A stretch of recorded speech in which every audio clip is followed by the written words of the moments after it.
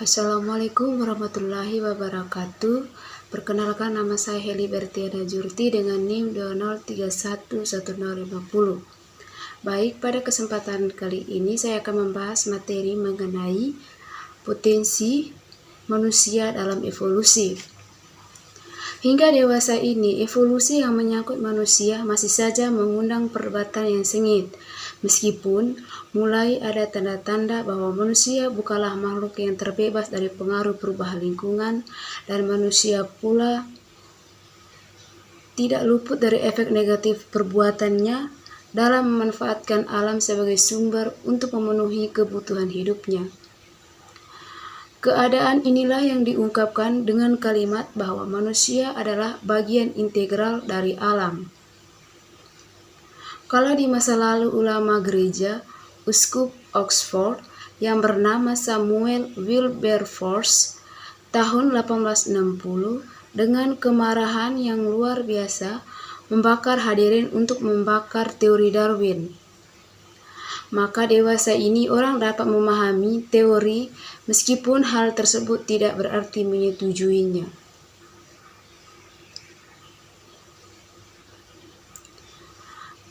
Bagaimanapun, hal ini mendorong para ahli untuk mengungkap kebenaran proses evolusi.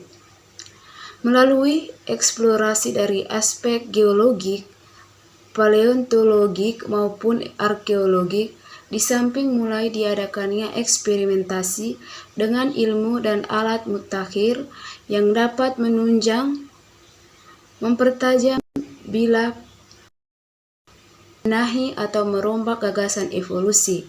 Mereka dapat melakukan hal ini dengan lebih terbuka. Lebih dari itu, banyak para ahli termasuk para ulama mencoba menelah evolusi manusia dengan menggunakan kitab suci sebagai bahan acuannya. Hal ini tidak terjadi pada abad ke-9 dan sebelumnya, sebagaimana diketahui sebelum Charles Darwin mengemukakan gagasannya tentang asal mula spesies. Kebanyakan orang berpendapat bahwa spesies atau makhluk hidup itu suatu ciptaan.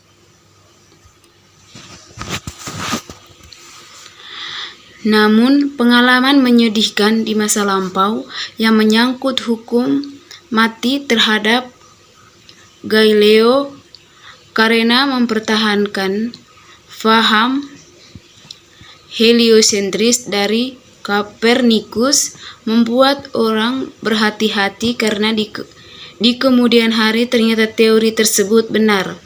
Senada dengan itu pula, setelah dipahami bahwa panjang hari di planet bumi tidak sama dengan di planet-planet lain, orang dapat memahami bahwa sebelum hari dalam kitab suci yang menyangkut ciptaan bumi dan seisinya tidak dapat disamakan dengan hari seperti yang dikenal oleh kebanyakan orang, yaitu 24 jam dalam sehari semalam. Para ulama cenderung memahami kitab suci tidak secara harafiah seperti yang tersurat, tetapi lebih pada tersirat. Perkembangan ilmu pengetahuan yang juga membentuk cara berpikir dan bersikap memberi kemampuan pada manusia dalam abad ilmu pengetahuan dan teknologi ini untuk memahami apa yang ada di balik kata-kata dalam kitab suci itu.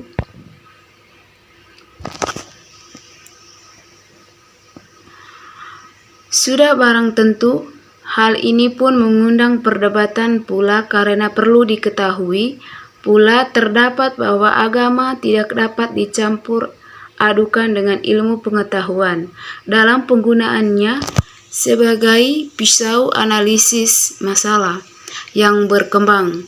Kini mulai berubah, orang berusaha untuk mencari titik temu yang menjembatani agar ilmu pengetahuan dengan agama.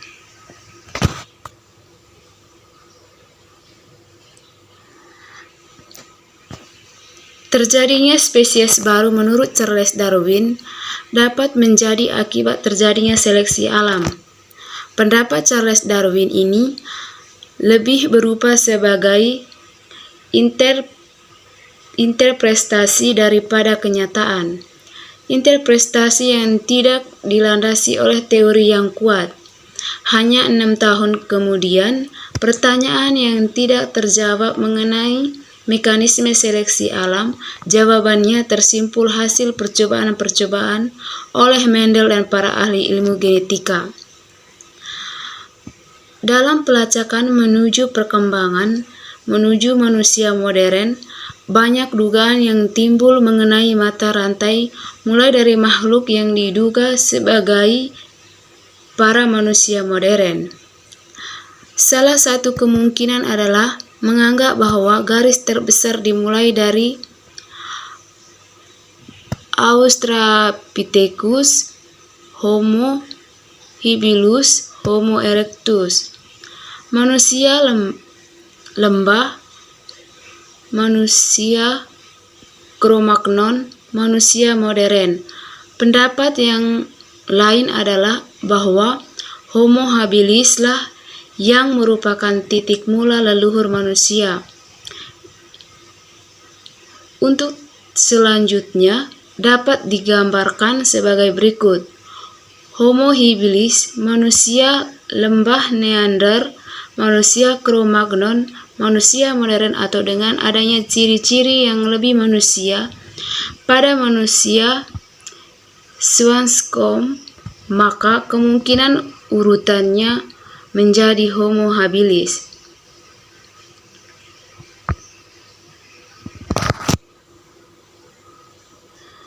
Dari kemungkinan mata rantai tersebut, kemungkinan yang lain adalah adanya kemungkinan pertukaran gen antara yang diduga sebagai leluhur manusia yang hidup dalam saat yang bersamaan dan mempunyai relung yang sama. Ini berarti bahwa antara mereka yang hidup pada dimensi waktu mata rantai tersebut, kemungkinan yang lain adalah adanya kemungkinan pertukaran gen antara yang diduga sebagai leluhur manusia yang hidup dalam saat yang bersamaan dan mempunyai relung yang sama. Ini berarti bahwa antara mereka yang hidup pada dimensi waktu yang jauh, keturunannya tidak mungkin untuk saling tukar-menukar gen, dan mereka disebut sebagai kronospesies. Pengertian ini dilandasi oleh pengertian bahwa dalam perjalanan waktu, makhluk hidup dapat mengalami modifikasi ataupun mutasi kecil sehingga dalam dimensi waktu tertentu, suatu saat keduanya tak mungkin mengadakan. Pengertian lain yang timbul adalah pengertian biospesies yang timbul dan berkembang dalam kurun waktu yang lama. Ilustrasi memberi gambaran tentang biospesies dan kronospesies. Kemungkinan pertukaran gen antar populasi kecil dapat terjadi meskipun tidak harus demikian. Kemajuan terjadinya pertukaran gen antara subpopulasi karena mengandung informasi genetik yang sama. Dari percobaan-percobaan penyilangan maupun yang berlangsung secara alami, selalu ada kemungkinan munculnya varian yang jauh berbeda dengan keturunan yang lain. Apakah varian yang khas ini dapat mengadakan pertukaran gen dengan yang lain? Mungkin saja meskipun tidak menjadi keharusan. Dimulai kemungkinan-kemungkinan yang dapat terjadi yang mengangkut makhluk hidup yang mendahului manusia modern. Jelas menggunakan pengalaman dan ide dari genetika berkedudukan sebagai analisis pikir murni. Pendekatan biokimiawi dan biofisikawi dapat memberi harapan gambaran hubungan antar spesies dari peninggalan yang konkret. Kenyataan bahwa manusia Cro-Magnon perkembangan fisik tidak lagi nyata. Dalam hal ini, Teilhard de Chardin berpendapat bahwa perkembangan yang terjadi adalah perkembangan kesadaran batin. Menurut Teilhard, fase-fase evolusi pada makhluk tersebut jelas memasuki fase noosfera atau fase pikiran.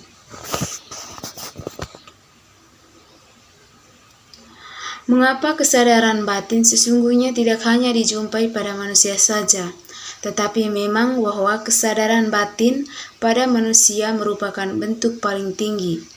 Evolusi yang menuju pada manusia modern menurut Teilhard justru dimulai dari perkembangan internalnya. Kemudian perwujudan keluarnya adalah sebagai suatu bentuk aksi pada lingkungan. Pada evolusi manusia,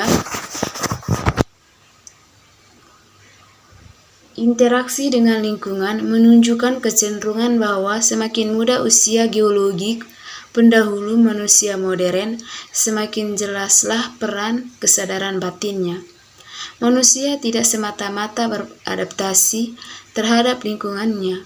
Hal ini mungkin benar pada Australopithecine, tetapi selanjutnya perkembangannya adalah terjadi suatu evolusi dalam mewujudkan relungnya. Itulah sebabnya sementara para ahli berpendapat bahwa adaptasi manusia dalam perkembangan evolusinya tidak semata-mata terhadap alam, tetapi juga terhadap lingkungan kulturnya.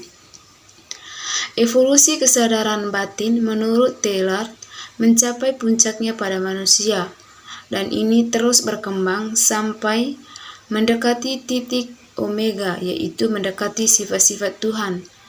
Kata mendekati harus digarisbawah karena bagaimanapun sifat itu tidak pernah akan tercapai. Di samping itu menjadi pertanyaan besar, melihat keadaan dewasa ini yang penuh dengan hingar-bingar, penyimpangan, norma dan nilai-nilai luhur yang sudah menjadi tradisi, peperangan, perkosaan, dan segala macam kekerasan.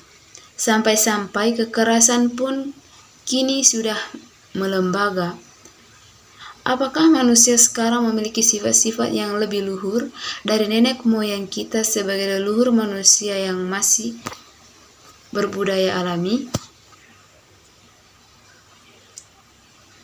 Komunikasi yang terbuka, transportasi yang canggih, perubahan cara berpikir, bersikap, dan bertindak memungkinkan terjadinya alur gen secara leluasa, bahkan bukan sekedar alur potensi tetapi sekaligus alur produk budayanya. Relung ekologik cenderung menjadi seragam semakin jauh di sentuhan alam adaptasi. Seleksi alam dan spesiasi tidak lagi semata-mata tergantung alam. Manusia cenderung untuk mengarahkan sendiri ciri-ciri keturunannya di masa yang akan datang. Baik, itu saja penyampaian materi dari saya. Kurang dan lebihnya saya mohon maaf. Sekian dan terima kasih. Assalamualaikum warahmatullahi wabarakatuh.